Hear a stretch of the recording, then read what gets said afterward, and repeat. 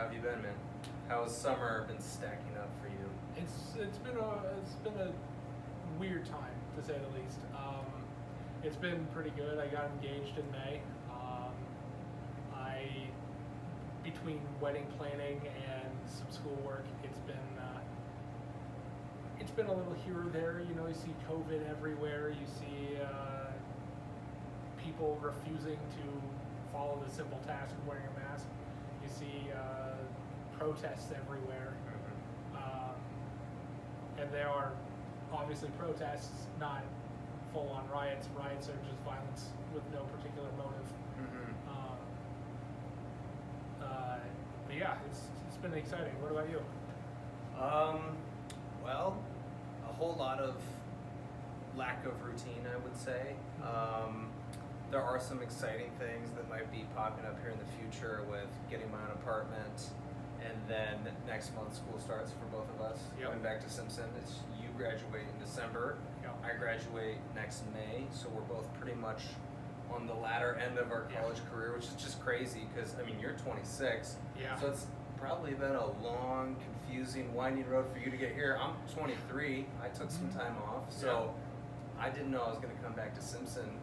But no, I think that despite the state of like the world right now, personally in our lives, there's a lot of exciting things that we can look forward to. I'm just trying to keep myself sane in this weird time and make it to August and be in a good position to do my classes. Yeah, I've noticed that like when I started at Simpson 2015, I really kind of took my time, kind of dirtled a little bit. Obviously, that wasn't necessarily as good for my scholastic work, but I personally struggled. Like within a span of 2 weeks from each other, I lost my uncle and my grandfather. When you first started When college? I first started college, Okay. back to back, like both passed away, and then in February of that year, one of the first people I met on campus also passed away. Jeez. It was a wild time, but kind of seeing where I was then, kind of just dirtling around, not really taking it seriously after so much loss. Being a 21-year-old freshman, feeling like there's not really a place for me anywhere, because I had my fraternity brothers and I was able to kind of live with them and party with them and have a good time. Like, you can't shake the feeling that the people that are graduating and leaving are the people that you were supposed to be with. Oh yeah. I graduated high school in 2012, and then took a year and a half off, went to DMAC for a while, and then realized that that wasn't a place for me. There was no community, there was nothing there. There was nothing there that was making it interesting. So I decided that I was just going to take a leap of faith, and I was going to try to go to Simpson. So I did. All that stuff happened.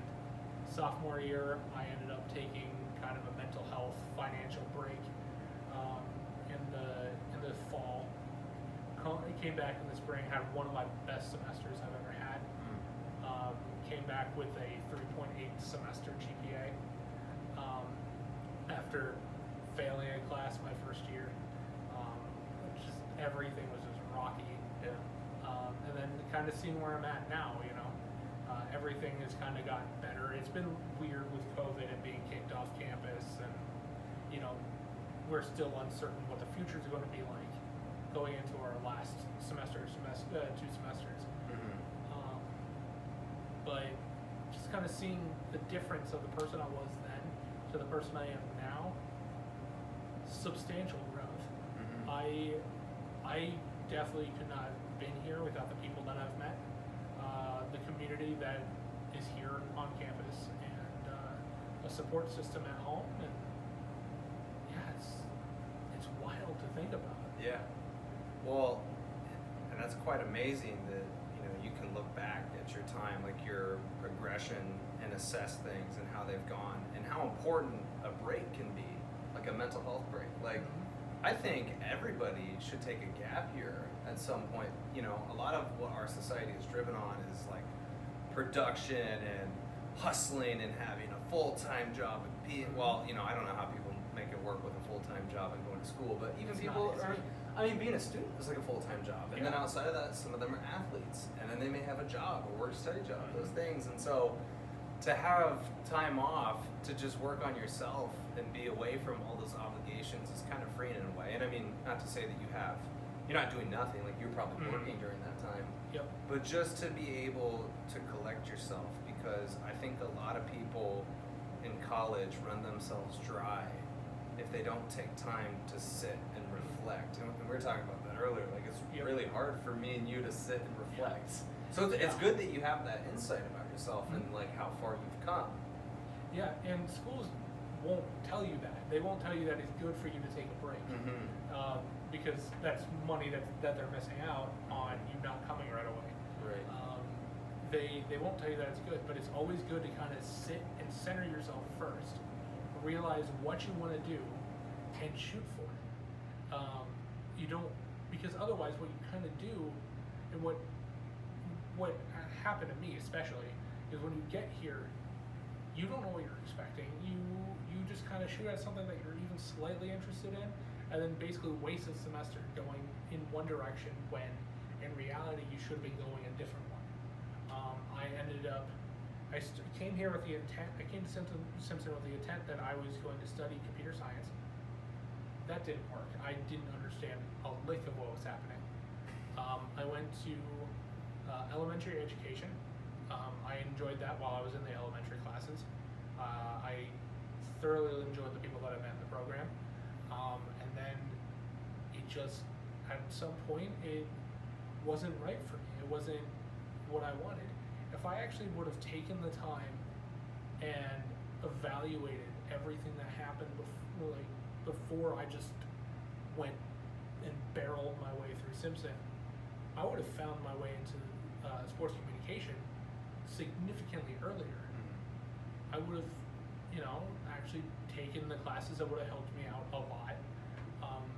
Luckily, going into elementary education first, I was already taking several oral communications classes, so it kind of already fit where it was at.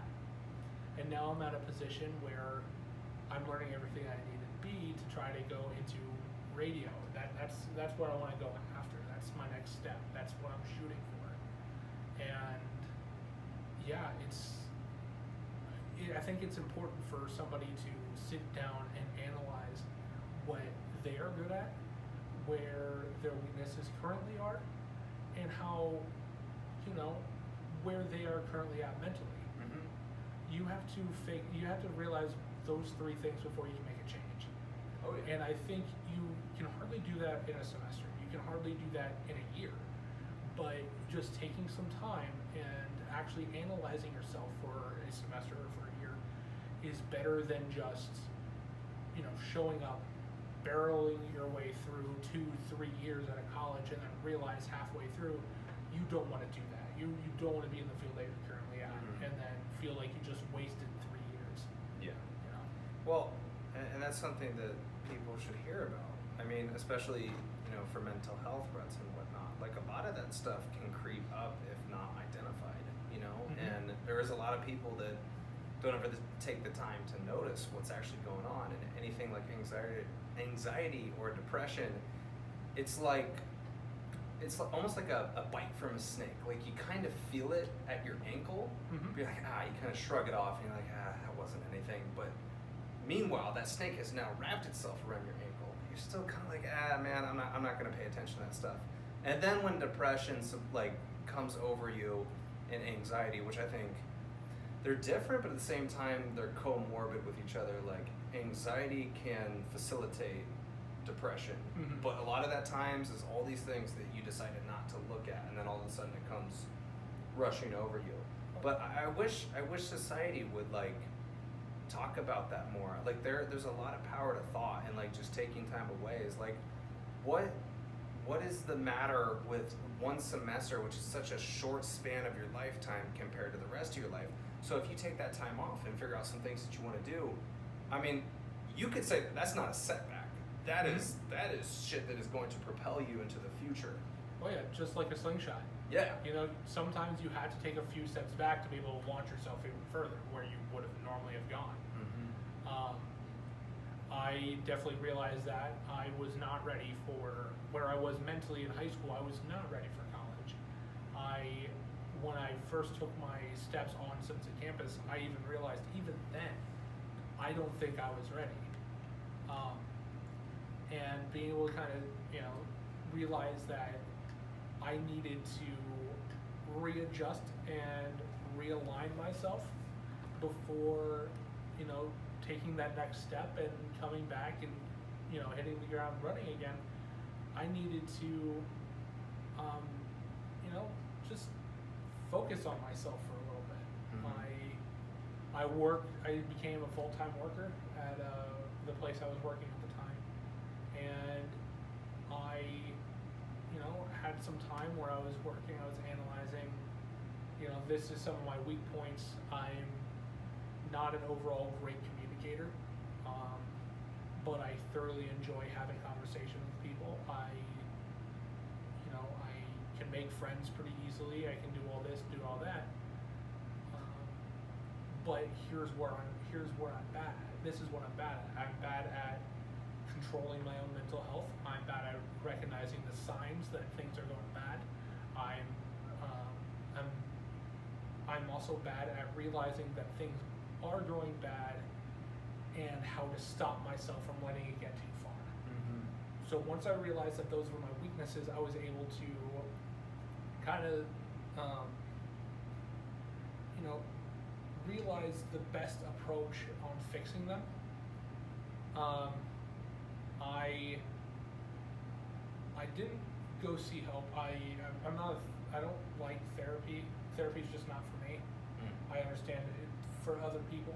Did you try going to therapy at one time? I did when I was a sophomore in high school. Okay. I was a junior in high school because it was the summer between sophomore and junior year where I had an event happen in my life that shifted kind of my view on life as a whole, and that's when my depression really snuck in and kind of swept me off my feet. So I went and I did therapy for a while. I don't know if it was just a bad therapist or anything where I didn't feel like it was right. I felt judged. I felt all these things, and I realized that's just not for me. So I found other ways that I can cope with it. I found that when things are happening like that, I fall back into my music. I don't make music at all. I am huge into musical theater. I'm huge into singing. I'm huge into all of that. So I fall back into that. I listen to everything that, kind of keeps me upbeat. Things that have a strong, heavy beat that I can just put on my headphones and just go for a walk and just feel that melody for a while and just let myself feel everything that I'm feeling and not let myself get drowned up in it. That worked for a while, and it still does now, but when things kind of picked back up at school or whatnot, I was not giving myself time to do that. I was keeping myself so busy that I didn't even allow myself to have time to feel much of anything, which made the days off significantly harder. So I fall back into the music, and that's kind of been helping me a lot.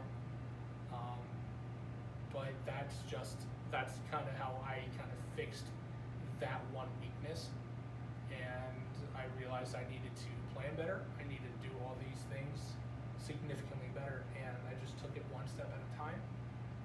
Prepared myself for my return back, and as I stated earlier, it was one of my best semesters because I was able to find these weaknesses in myself. Yeah. Well, and that's the first step to, finding a solution is you have to admit that it's a problem. And a lot of people aren't willing to admit that it's a problem. And I feel the same way. It's like I don't think I ever took the time to like process emotions, mostly just because of my childhood and my upbringing. Is that that was kind of sort of like frowned upon in the house, and so it was weird growing up because it was like, I'm a sensitive guy, pretty emotional guy, which is kind of like difficult for our society to comprehend because masculinity doesn't mean you have emotions, and and then you felt like that it had nowhere to go. So when things got really bad, just like you, like I had nowhere to transfer it. I had nowhere to put it. So it starts to stack up itself. It piles on top of itself. And I mean, first you got to acknowledge it, but then you have to find ways to address it, whether it be through music. I mean, why is music so universal? Everybody has some sort of ties to music. Like, you gotta be Satanistic if you don't like some kind of music, even if it's about Satan. You probably like some sort of music. But there's a bunch of different ways. Like, we were talking about meditation earlier. I've seen the effects, I've seen the benefits, but I just can't get myself back to that place of serenity. It's really fucking hard. Oh yeah. Journaling is really good. Therapy's good. Like, I've had a lot of success with therapy, but again, it is dependent on a good therapist and how you match up with them. So that may have been the issue that you had, because I've gone to two. The first one, she was cool, but like, we just didn't vibe so well, and I felt like that's what got in the way from me being like truly authentic and talking about my issues. Yeah. So if you feel anything like that judgment from that person, it's probably a good sign that you should look elsewhere. Yeah, I admit, sophomore Casey was not the greatest person. I felt I was actually pretty manipulative. On purpose, or no, like no. you didn't realize? I didn't realize it. Yeah. I didn't realize it. And when I finally had to sit down and face the music a little bit, realize that something was wrong, I didn't know how to cope, right? And again, that traumatic experience happened. My very end of my sophomore year of high school, and I couldn't keep up with it, and I needed something, right? I'm obviously doing a lot better now. I found myself in a place where, I'm not having nearly as much issues. When I catch myself falling a little bit, I'm able to recognize the signs now. I'm able to put myself in a position where I'm doing something I enjoy, getting my mind off of it. I got very interested in Magic the Gathering when I was, in college, or even in that limbo state between high school and college that I was in. And for me, when I'm playing that, I view it as kind of a puzzle, and I love having my brain just constantly go and think about things. Problem solving and stuff like that. So I have multiple decks, and I personally put them against each other and build like a puzzle in front of me, and I solve it in one way, shape, or form. I am able to kind of block out what the other deck has currently, and I'm able to kind of make moves as if I would playing against somebody completely different. So I found a way where I was able to creatively be able to exercise my brain a little bit, be able to express myself. Yeah. Deck building is an extension of who I am. I build decks that I thoroughly enjoy, that fits my personality, and it's definitely something that I've been absolutely enjoying.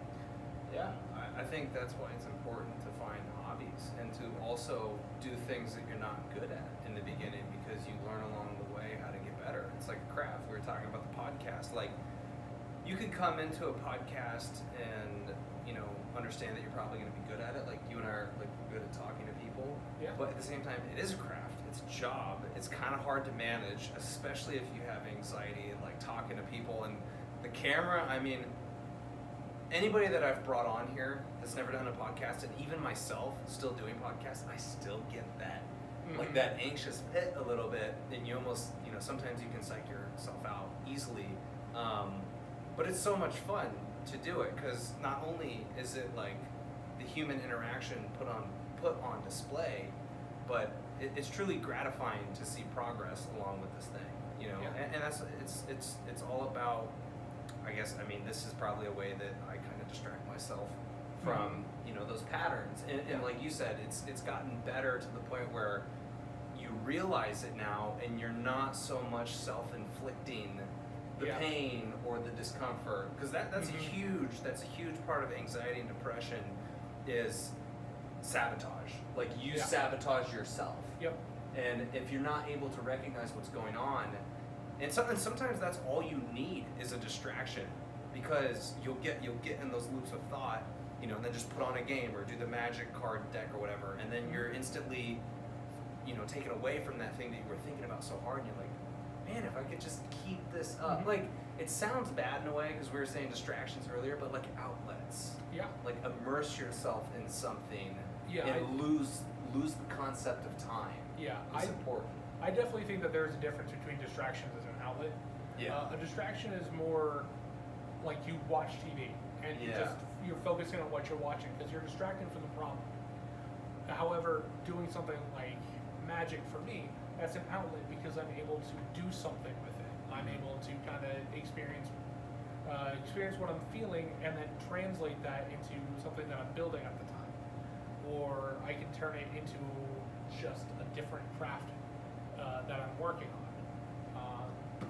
When I started a radio show last fall, I was very nervous, very anxious to start it because I'm not very comfortable with my voice. I'm not a huge fan of it. I don't think anybody really is a fan of their voice.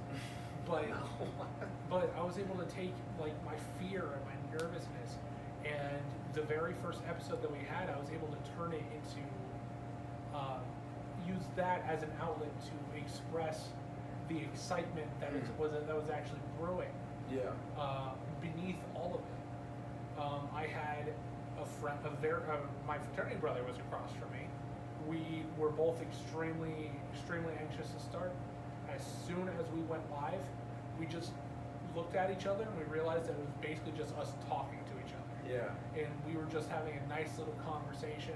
We ignored that the microphones were right in our face. We ignored the rest of the world around us in the booth, and we just had a nice conversation as we would behind closed doors in our room. Do you think that you could ever do like a live show and see the numbers pop up on your computer of like how many people are actually listening? Like, because I feel like that at some point would make you extremely self-conscious. Oh, yeah. Like we were talking about disassociation earlier, and when you just talked about like the fact of you don't like to hear your own voice.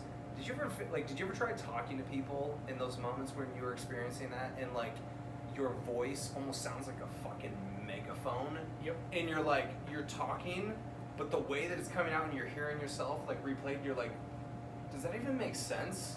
Like, am I even sounding coherent right now? Yeah. Every time I have a conversation, I think about, did what I just say make sense? Yeah. There are often times where I find myself repeating something that I said because I don't think that I phrased it right the first time. Or I just want to say it better and try to come out clearer the second. And to your question about the radio and doing a live show, I think I could. However, the first time that it happens, it'll freak me out. But the second time, once I see that number, what I would do is I would just take like a piece of paper or something and just cover up the number of people that are listening or viewing or anything like that. But you still know. Like, you still know that people are listening to you. Like, recently I had a situation like that, and it was only one person. So, have you ever heard of the app called Voxer? Yes. So are you familiar like with what it does? Like, you can send audio messages back and forth. I have not heard. I'm not aware of exactly what it is, but I've heard of it. Okay, so it's like back in high school, like it's like a walkie-talkie app, but the audio messages could end up being like 15 minutes, so you could spark up a whole conversation or like a podcast dialogue.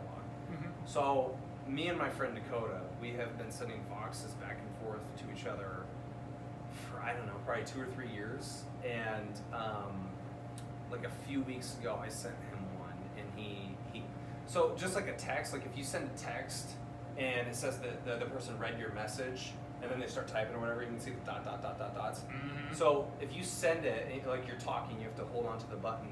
It'll tell you when they play it. So I was talking to him, and then he ended up listening to it as I was talking, and I looked down and I was like, and it kind of that rush of, it's almost like a heat wave that comes over your body when you disassociate. Yep. And then your mind goes blank, and then you're like, what was I saying? And that's like the second or third time that's happened to me on Fox. Like all of a sudden I got super self-conscious, Mm-hmm. and just I couldn't even continue. It was so bad. Yeah, I've had problems with that. I was in high school at a show choir competition. With my mental health issues, a lot of them are social. I have very low confidence in myself, especially at that time. So I would always freak out thinking somebody is talking bad about me. I know that the room was completely filled with strangers and maybe a handful of people I actually knew, but we were sitting in this auditorium waiting for the award ceremony, and my brain would subconsciously start to eavesdrop on every conversation happening around me Without your control? without my control. It just started going, and I tried really hard to kind of shut it off and focus on what was happening, but I would try to follow all the conversations to make sure nobody was talking any sort of shit about me. But it got to the point where it was going so fast, I started getting dizzy. Yeah. I went pale. Like I started going pale, and I just felt like I could faint because I was freaking out so bad. I ended up going home with my parents that night, not with the rest of the squad, but it was not a good time. Have you figured out a way to, like, because I'm sure this is probably something that still affects you. Mm-hmm. You know, how have you found a way to control it or maintain it? Like, I still get this, and like I told you earlier that June was a pretty anxiety-ridden point for me. Like, it just comes in waves sometimes. Like, you can make progress, but it'll come back in waves.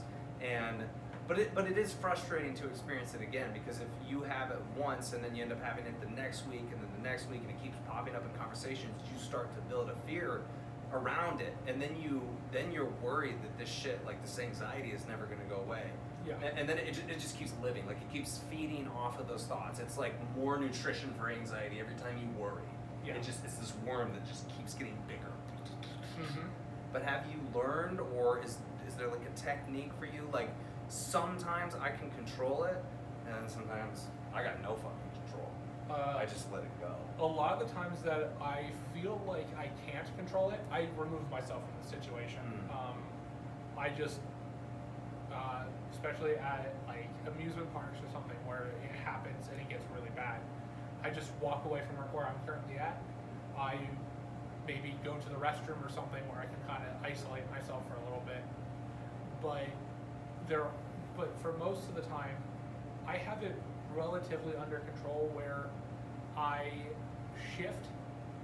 I'm able to kind of shift my focus back when I start feeling it now. I don't want to say that I'm addicted to my technology. Some would think that I am, but I would go to my phone and I would just start reading something and force my brain to focus more on what I'm reading rather than what's happening around me, because otherwise I feel like I can spin out of control. Yeah. Sometimes it helps, other times it doesn't, and other times it just comes off like I'm being rude. I promise though, if it happens, I'm not being rude.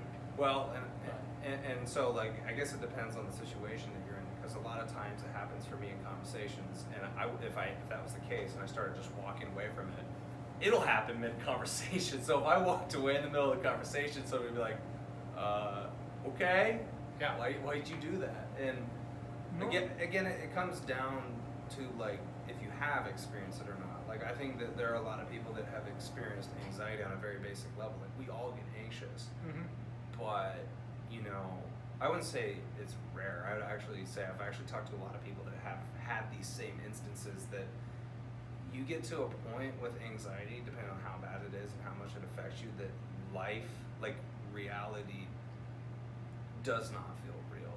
Yeah. And that's weird to explain to people. You're like, it feels like this isn't real. And then they're like, huh? What do you mean this isn't real? Yeah. That's what it feels like.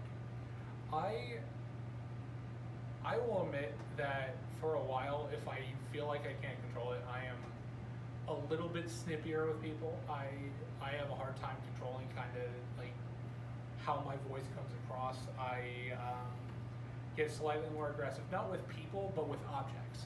So like I would almost always slam a door behind me, but it's never something anybody's ever done. It's more of what I'm saying to myself and how I'm treating myself. There are definitely people that never understood that. I've had plenty of problems with some people that just could not grasp the idea that I'm struggling with something that I personally am dealing with, and that's always the hardest, you know. Luckily, later on in my college career, I've been able to kind of surround myself with people that also have their own problems and kind of also understand that everybody needs their own space. They need to get their frustrations out in some way. I admit how I get my frustrations out is maybe not the healthiest, but like after I do it, I reflect on why I did it and try to make sure that I'm not repeating it again. Like I'm not constantly slamming doors behind me. I'm constantly trying to not slam things. If I get frustrated with a game or something, I'm not smacking anything, but that's not it. It's a lot of the times it's something that I can't control. It's just an impulse, right? But I pride myself on always being like a very kind-hearted person. You know, I never take out anything on anybody. At least I try not to. Sometimes, again, it's hard to control how my voice comes out. It may sound like I'm biting somebody's head off. I'm not. My voice just gets very loud and it kind of booms. But I don't know. And almost every night after something like that happens, and I treat somebody like really bad, that's when like a lot of my mental health issues start happening. I have a hard time sleeping that night, so I have to do something to keep my brain busy until it's absolutely at the point where it shuts off. A lot of the times it could be writing. Sometimes it could just be playing video games, watching YouTube videos, anything like that.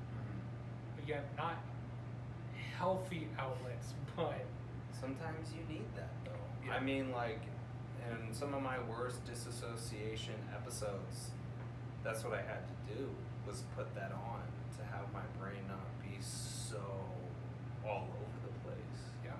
You know, and because that shit can last for weeks. Like, I mean, if you don't find a way to keep it under control, and sometimes you can't. I mean, sometimes, like I said, you just have to let that thing run, like, and run its course. But I don't know. I mean, like we were saying earlier about it sucks to say this right now, but I almost feel like at the moment my life is all about just surviving. Which actually, I think that's a great saying for life, like to tell people that, because dude, there's so many shitty things that happen in life. Sometimes that's all you really can do is survive. Yeah. And same thing with like a depression or an anxiety is like, you just have to be thankful that each day you wake up and you're still breathing. Because there's some people that it consumes them to the point where they take their own life. And yeah, I think a lot of people, and a lot of people that aren't willing to admit that they've had suicidal thoughts, like, that's more common than you think. Oh yeah, I am very open about it. I'm very open that I have had those thoughts before.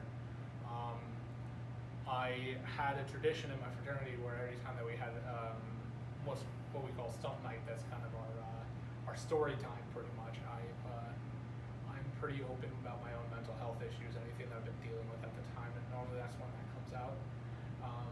A lot of the times it's more or less not because I want pity or I want like them to feel sorry for me. It's just, or it's not even that I want them to support me. It's I want to be completely open and honest, and I want to surround myself with the people that understand what I'm going through and will actually care about me no matter what happens. Right? I'm now in a position where I'm living with my fiance, who since March, when I started living with her, has only experienced like 2 of my mental health issues, like or episodes. It hasn't been bad because I've surrounded myself and I put myself in a position with somebody that is willing to actually stop me and talk with me about something that may be bothering me. That's so important to find too, especially in a relationship. That's all I've ever wanted is I want a girl that thinks the way that I do. Like, I think I'm a very introspective person that likes deep thought. But at the same time, I want somebody that can like correct me. Yeah. Because like it's a burden and it's a power to have creativity. Like, creativity can help you so much in finding ways around your problems or out of your problems. But a creative person, I think, is one of probably the most unhappy people, and are the ones that experience depression and anxiety at a much more rapid pace. Ignorance is bliss, right? Yeah. To not think at all is to constantly remain in a state of happiness. Creative people, man, bless their souls. They gotta find purpose. Yeah. They have to search. They gotta find that every day, every little moment and aspect of their life. Like, they have to search for that. And I tell people, if you find that throughout your day, even if it's a small conversation that you have with somebody, savor that feeling. So remind yourself that when you get in another depressive episode and whatnot, that exists. And I feel very alive in conversations, especially talking about these issues, because it's sensitive information, and it strikes a chord with a lot of people. I definitely think the important thing to do is find somebody that you can actually have thorough conversations with. I am one of those people where I like to think I'm a good listener. I will gladly have a conversation with somebody. It could be a complete stranger, and if they want to just talk to me about their day, perfectly fine with me. If I have my headphones on, however, like, at least ask me first. Tap me on the shoulder. Casey! Yeah, like, I don't want to be rude. I really don't want to be rude. You gotta be assertive though sometimes. Yeah, exactly. Come on, man. But I am one of those people. Have you taken like those Enneagram personality quizzes? Yes. I've taken the Enneagram, and I've taken what's it called? It's like the 16 personalities. There's a name for it. Myers-Briggs. Yeah. Yeah. For the Enneagram, I am a 4. I'm very happy to admit I'm a 4. I'm one of those people where I'm definitely more dependent on people, and that's speaking to the choir. Yeah, I am not the same way. I am not ashamed to admit that I'm dependent on other people, but I understand that when it comes to mental health issues, you have to be able to take care of yourself too. Yes. You have to be able to admit that you need help. Yes. And be able to reach out. Like, you can't just rely on other people around you to help fix you. Well, because they can't always identify it either. Exactly. You know, I mean, maybe if that person knows you very well, they might be able to see the trends. But when I get anxious and whatnot, especially if it's for like a prolonged period of time, I isolate myself without even really noticing that I'm doing it. And then a few weeks have passed, and my mom may come up to me and she's like, "Why haven't you been talking to me as much?" She's like, "I haven't really talked to you in 2 weeks." I'm like, "Man, I didn't even think it was that long." To me, it felt like maybe a few days. But I also just want to like. I just want like us to get to a world where we are able to openly talk about it. Like 1 in 4 people have some sort of mental health issue. So in a class size of Simpson College of like 28, that's a lot of people per class. Is it a mental health issue or is it a mental health disorder? Because I think everybody on this planet Earth at some point struggles with mental health. I think it's even if they're not willing to admit it. If I remember correctly, it is the statistic is disorder. Okay. Remember correctly. It's either 1 in 4 or 1 or 6. But regardless, with an average class size of, let's just say 28, that's a lot of people. Yeah.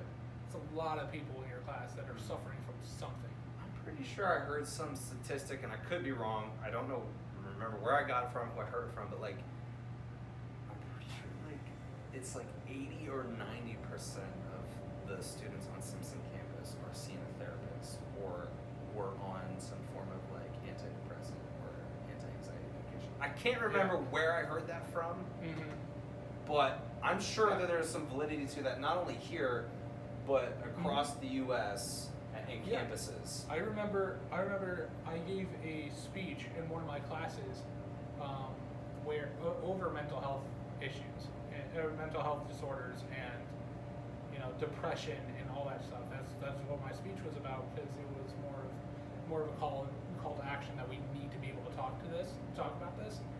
And I did this exercise where I had people kind of close their eyes, and I asked a series of questions, and like if a question applied to them, they would stand up. At the end of it, I had everybody open their eyes and see how many people were standing. Like I believe all but like 2 people in the class were sitting. Everybody but 2 people were standing. Damn. And it's surreal to like you hear a statistic, but then to see the statistic. It's surreal, and I want us to get to a place where we can talk about it openly. Everybody has it, whether or not they are open to it or even want to acknowledge it. Everybody has some sort of problem that they need to take care of, and they need to take care of themselves for. But to get to a point, as of where we are now, we have we kind of live in a society where it's okay to type out "kill yourself" to somebody behind a screen. You sit behind a keyboard and you just type that over and over again. You don't know that person's actually suffering from some sort of mental illness. You don't know if they've been having suicidal thoughts. You don't know any of that. But yet you're just antagonizing them, and you're making it worse because you are just repeating it. Drilling it into their head. Yeah. Yeah, they may already feel that way. That they don't deserve this life. And whether or not you get charged with it or anything, that is assisted suicide. That you are a part of that problem. Yeah. I'll say that like there are times where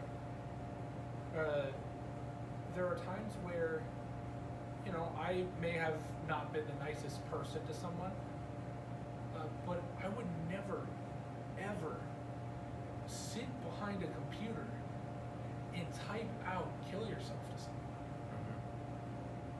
Like we just saw that Twitch streamer a few weeks ago kill himself because of that same thing happened.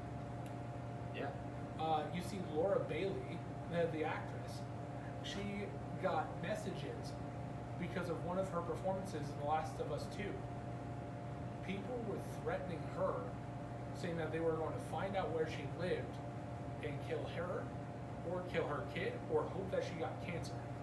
How do you feel comfortable saying that to someone? Yeah. And I mean, you also got to think about the access to this technology that we have in like social media platforms for younger kids. That's another statistic. I don't know where it's come from, but I've heard of it before. That I think it's more girls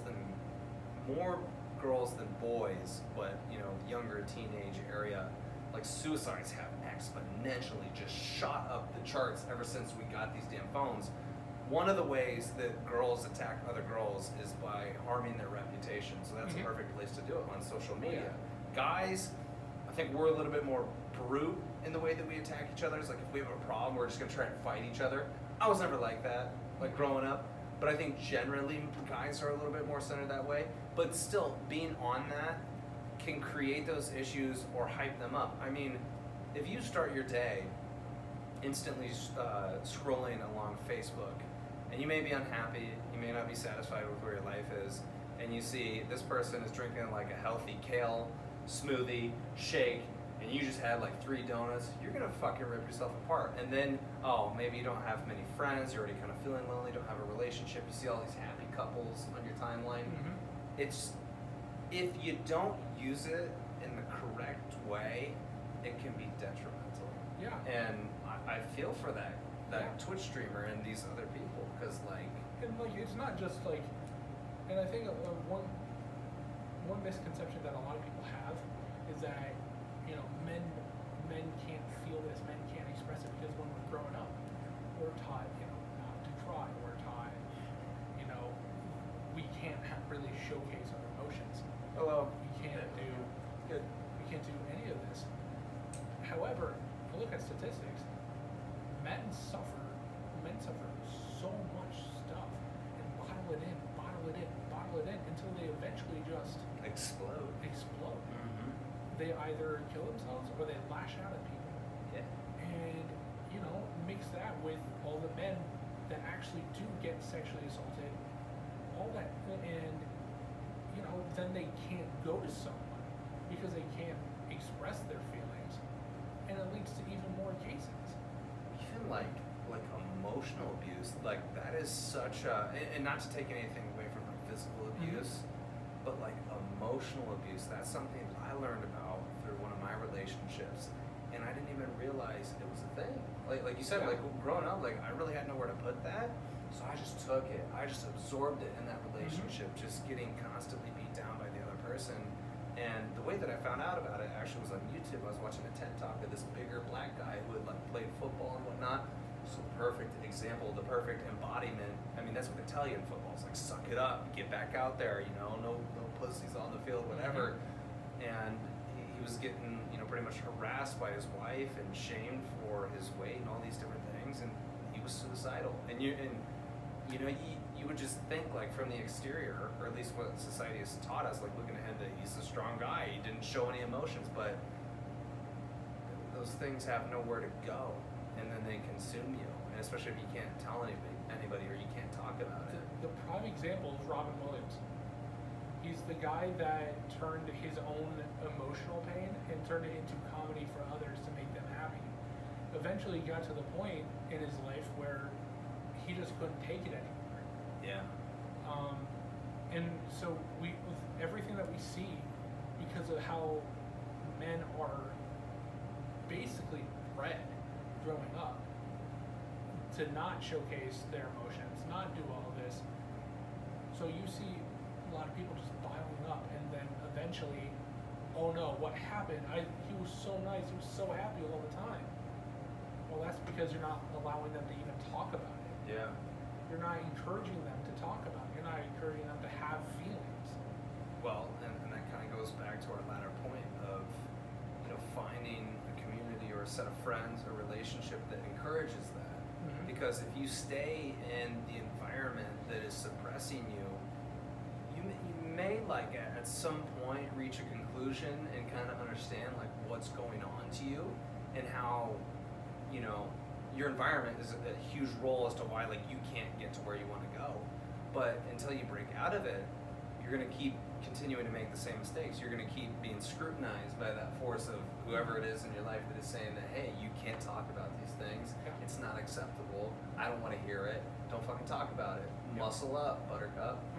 So, and I think that's a cool thing, like you mentioned, you know, you found your community here at Simpson, and that class that we had with Clint, like Kyle, I forget his last name, but he's I forget his position with the Iowa Wolves.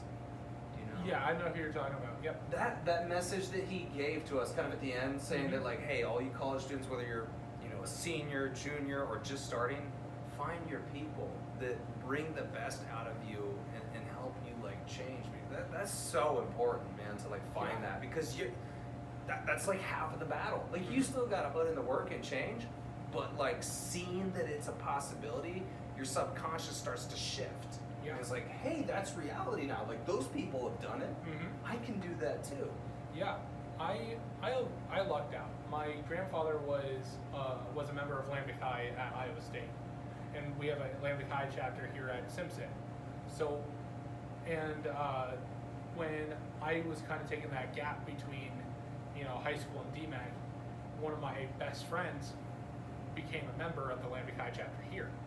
So I already had connections, I already had friends into that house, but you know, they weren't my friends at that time. So when I came to campus, like I didn't feel like I had a place until I threw myself into the situation to get close to those people. Yeah. And I forged that community around me. Some people, like, I got lucky to have the fraternity. Some people, they go through friend changes throughout all of their college experiences, whether good or bad reasons. But for me, it was a fraternity. That's my community. For others, it's the friends that they made within the first like week or two, or even the first semester that they're on campus.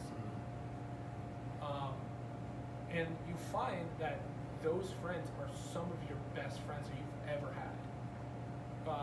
In my wedding party, I have 3 fraternity brothers as my groomsmen. That's not trying to diminish all my other friends. Like some of my high school friends, but like these 3 are some of the closest people I personally feel I've ever had.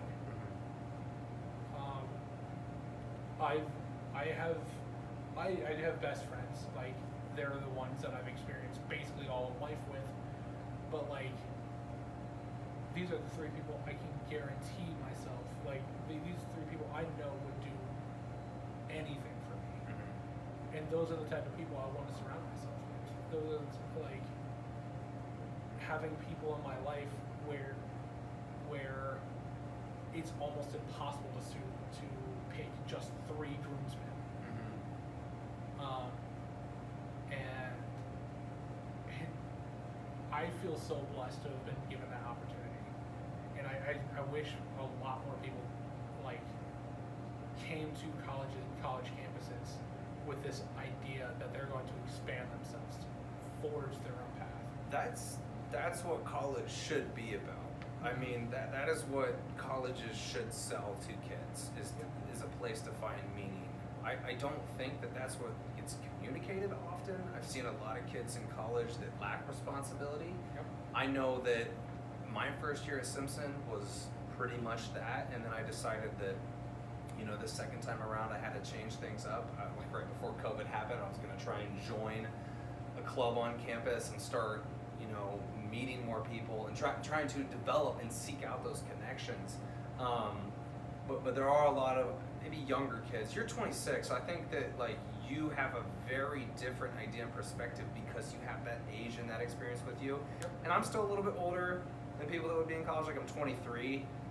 You know, like I took like a year and a half off before I came back to Simpson. But that's what college should be about, is really finding those relationships, finding yourself, developing a way to think.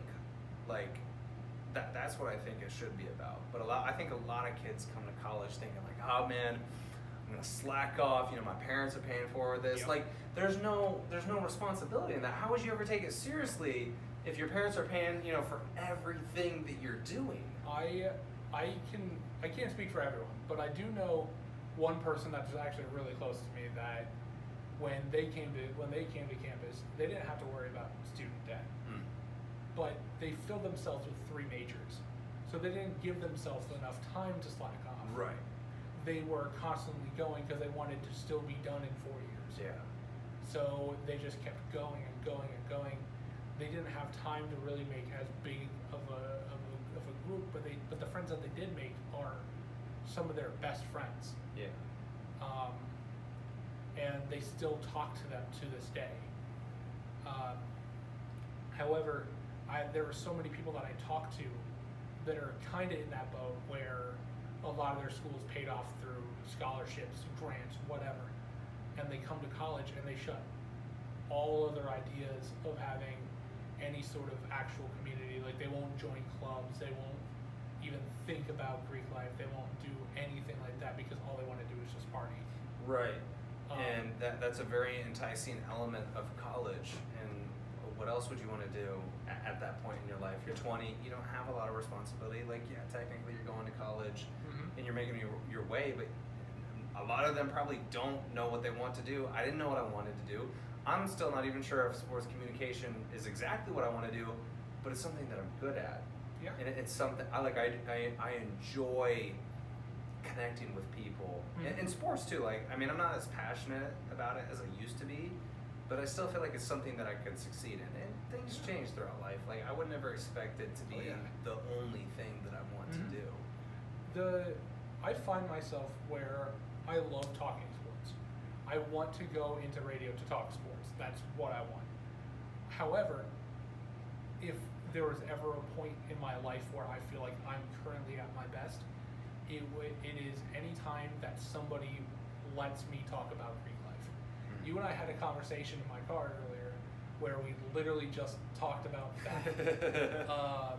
You lit up. I lit up. You lit up. I can sell my fraternity. It's something that I'm extremely passionate about.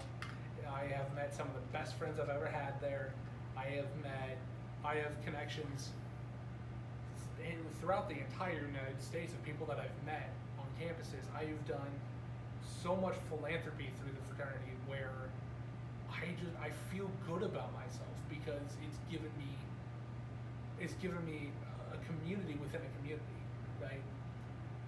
But a lot of people don't see that. A lot of people see exactly what they see on media, on all the other medias, where it's so bad, and then they completely shut out that entire outlet of any sort of friends, any sort of community, and they're like, oh, why would I join that? I don't want to pay for my friends. I want friends that actually care about me. I mean, I don't view it as paying for friends. Well, I think it depends, like, where you go. I think Simpson, I mean, we're in Indianola, so this is a smaller college, it's a private college, that you're definitely going to get that no matter what if you come here. Oh, yeah. I think more of your typical frat experience, like going up to Iowa State. Like, I had some bad experiences in some frat houses up at Iowa State, and that kind of deterred me away from. I didn't even try and join them. I wasn't even going to Iowa State. I was in DMAC, but I went up there for a few parties, and they were complete fucking dicks. Like, I knew one of them, but he was in the low end of his fraternity journey, so he was a freshman. He had just started, so he didn't really have any rank order.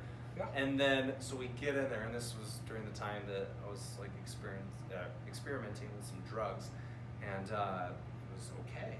You know, he said it was okay to come in there. And then this other little Asian guy, he's higher up in the fraternity, and then he sees that we have this stuff, and he freaked out. And he's like, you gotta get the fuck out of here, I'm gonna call the cops. And then my buddy, who let me in, pretty much turned his back and was like, yeah, I can't help you. And I'm like, really?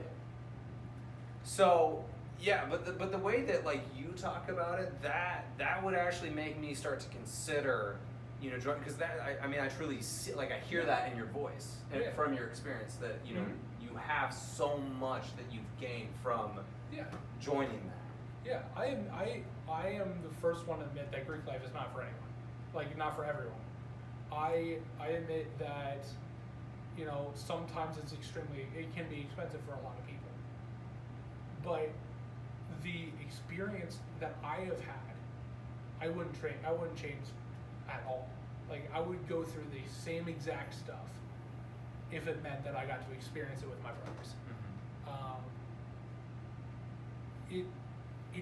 It saddens me that so many people are completely shut off and they won't even hear it. They won't even hear about it, right? Yeah. And I don't know, like, I'm one of those people where I would try everything at least once.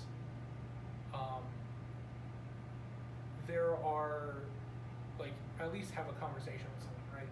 With my fraternity, how we do it is we have kind of a test period, right? Where when you first join, it's what's called an associate member.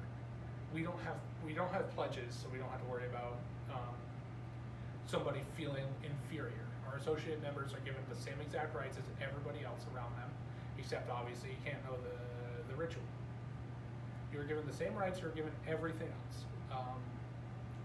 But this 8-week period is just a time for you to basically see if it works for you, if it's something that you like, something that something that you can feel attached to, and build the bonds that will generate some of your best friends. And I will speak for just about anybody that I've lived in that house with. There's no hard feelings if after a certain point in that trial run you don't feel like you're fit for it. Like, at least you gave it a shot, right? Right.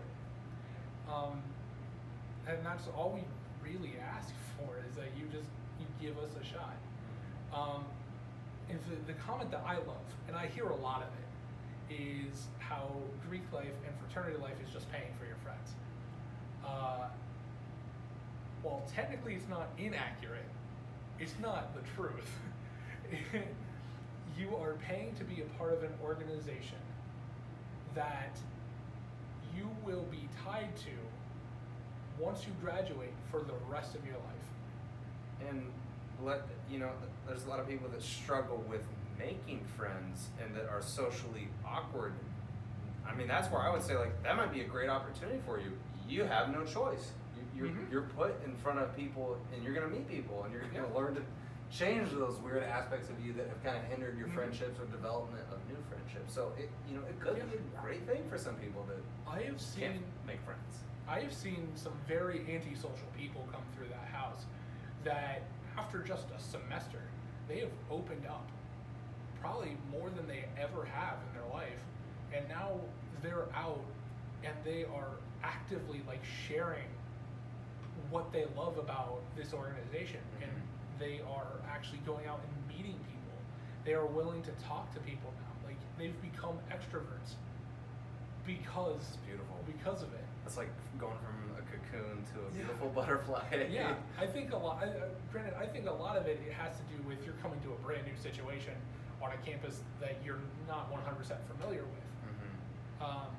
That you kind of cocoon up a little bit. Right. But it's probably the best feeling for me is like, there are two best things about being Greek life for me personally, and one is watching the new guys go from all the associate members go from these little like caterpillar, very shy, all that stuff, to like full on leaders within just a year. Like, in a year they want like all these leadership positions. Like, they want to be in charge of all of our philanthropy. They want to be in charge of making sure that we're safe.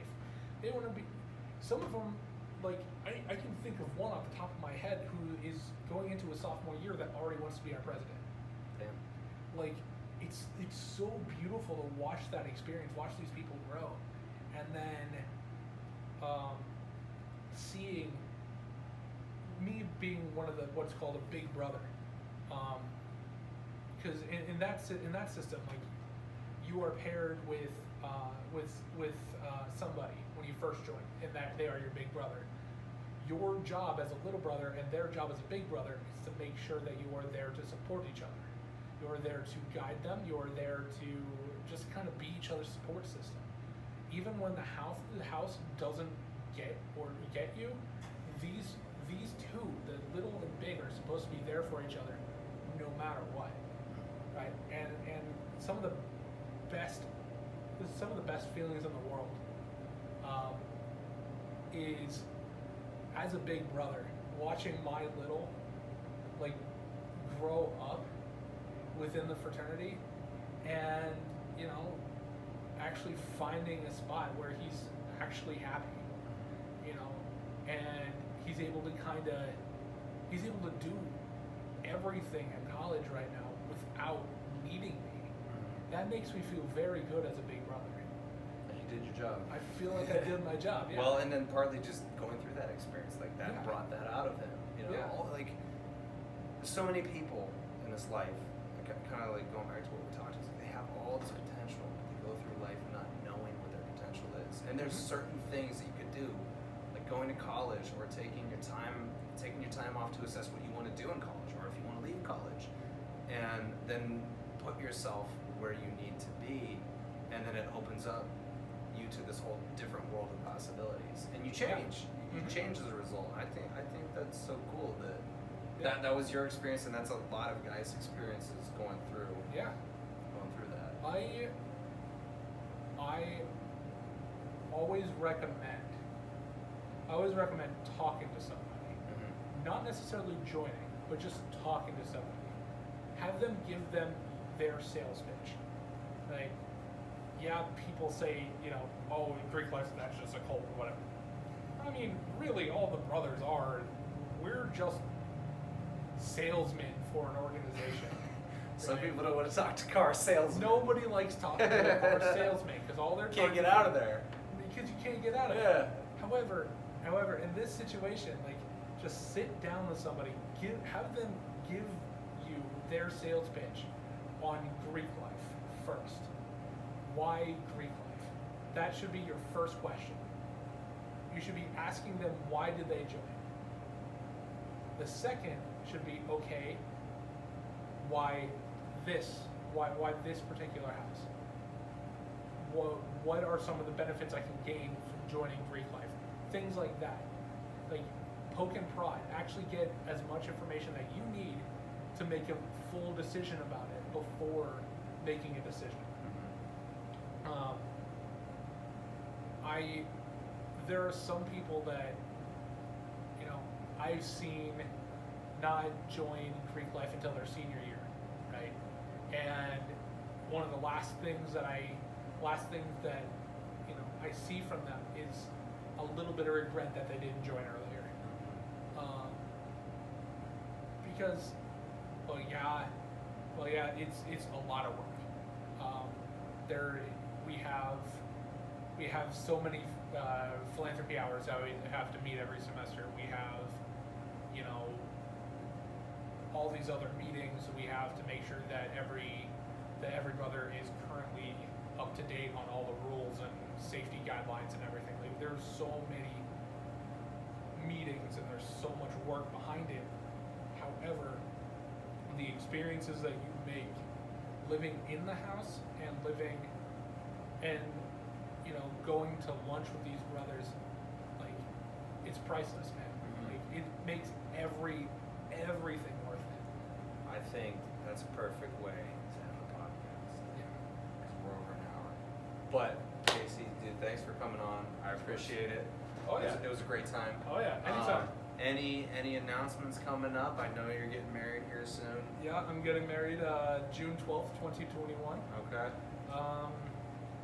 I'm getting married to a former Simpson grad, to a Simpson grad. She thought I'm starting a podcast soon with Matt Lash and Chase Thurston. Chase and I have had a radio show, the Fantasy Draft, last fall and spring, and Matt's just joining our team for a podcast. I hope to start that sometime soon. I'm still gathering a lot of the equipment. I am going to be creating Magic the Gathering content. Other than that, that's really all the announcements I have. That's exciting, man. Hey, since you came on here, I got to come on that podcast. We can talk about how are the Dolphins going to be good this year? 2 out? Probably second in the AFC East. Yeah. I'll take that after. I think Bills, Dolphins, Patriots. Okay. Jets are still on the bottom. I'll take that. Yeah. I'll fucking take that. Oh yeah. All right. Thanks, Casey. Of course.